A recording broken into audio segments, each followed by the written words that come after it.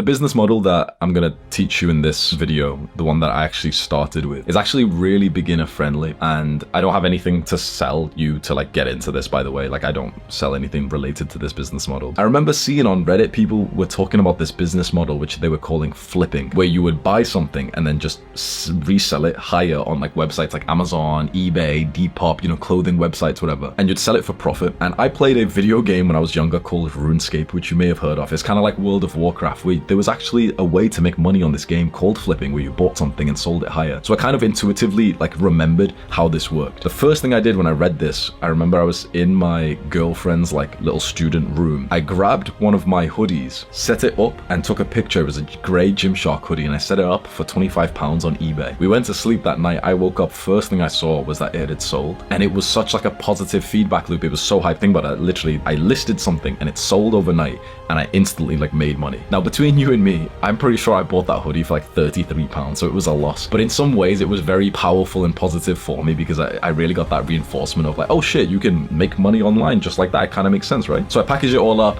My girlfriend sends it out to me. Awesome. And I realized, oh shit, like I can actually do this business model. So I started finding ways to buy clothes like jumpers, you know, gym jackets and everything for quite cheap, and then sell them for a profit.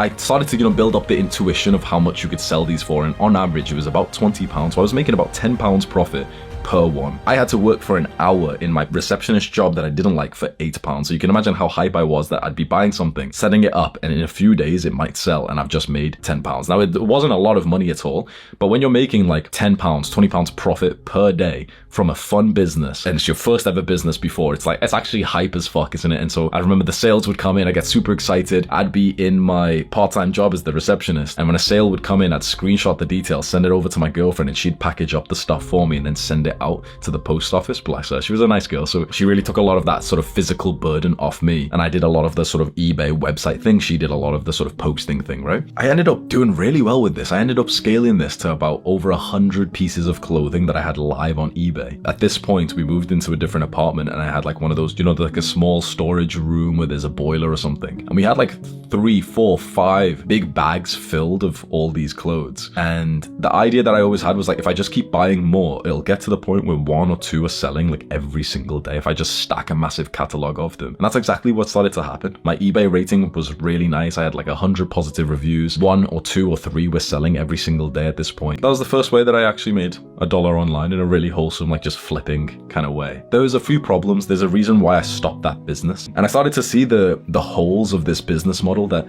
it's not online. Yeah, sure, you know, eBay's online and I can list stuff online on my phone, but you have to be next to the physical product. And so that was always going to be like a bottleneck. I'm actually quite impressed when I think back at this, because I was quite young and inexperienced, but I still saw that there'd be a massive bottleneck with this, that I'd, for example, always have to be in the UK, or I'd always have to have like an employee who's doing all these things for me, and that there'd always be a risk of, you know, imagine you've got $10,000 in all these jumpers and there's a random fire or some bullshit. It was always going to tie you to a specific location. I got into entrepreneurship to be able to travel. That was my first initial goal. I didn't realize at the time that I didn't really enjoy traveling that much, but I heard so much about being a digital nomad and living in Thailand and stuff. I thought to myself, like, I wouldn't actually be able to achieve that dream unless if I hired like an employee. And, you know, it started to feel so scary for me. I was like, you know what? I need something that's completely online. I need something that's just internet based. There isn't any stock. There isn't a reason for me to be here and, you know, get it posted to a physical address that I need to check or whatever it is. I needed something completely online. So as quickly as this business started to actually do well, I actually moved on and took that leap again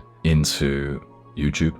I hope you got some kind of value from this, if not just, you know, for the entertaining story. But if you wanted to get into like flipping shoes and jackets and stuff, it's actually quite a wholesome beginner's business model. And like when I look back at it, I wouldn't be afraid of the bottleneck, which is, you know, it's a physical thing, because when you're, let's say, at home in your home country, you can do it all, you know, you can organize it all, you've got pictures of everything, boom, it's done. Eventually, when you really want to scale up and you want to move, you can just go like, you know, get a storage place for a few $100 a month. You'll have the profit for that. And you can go hire some full-time guy who will every single day go to the warehouse, see what's sold, and then post it off for you. So I wouldn't actually even be afraid of the bottleneck, because if I look back now, I could have actually scaled this up. I'm glad that I chose YouTube, but I could have actually stuck to this, and the business model still works right now. If you want a quick tip, I hope this doesn't saturate it, but specifically Adidas sweatshirts were by far the most profitable. I'd buy them for £5 or £6, list them always for like $19.99, and they'd often sell like on the first day. It was insane. It was like just profit, profit, profit.